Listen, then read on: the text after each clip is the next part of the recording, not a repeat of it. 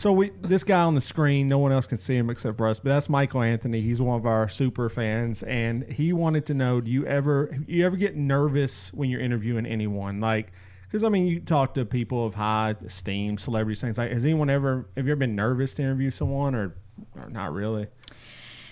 I get nervous. I have to. Part of my job is confrontation, so.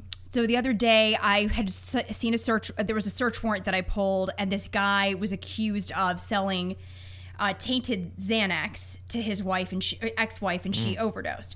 So I had to go confront him. And when we pull up, it's at an Old Hickory, and I'm not going to say the name of the place, but it was a place of business.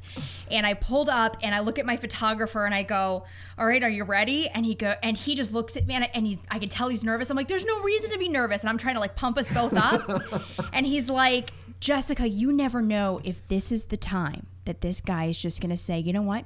I have nothing else to live for, and I'm going to go down in a blaze of glory." I'm like, why would you tell me that? We got to do this.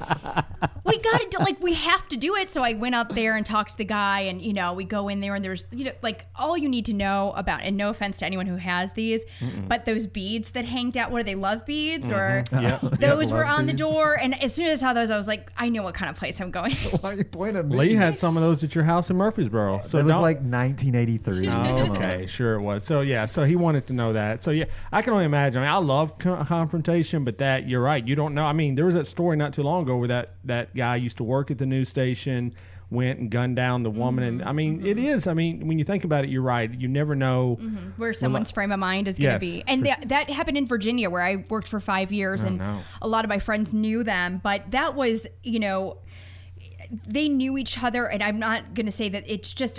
When we look at crime, most crime is committed by an acquaintance or someone you know. I mean, it's strangers are so rare. Right. So usually, I mean, one guy, I don't know if I can say this actually. One guy, though, I confronted this one guy because he sold his house and wouldn't move out.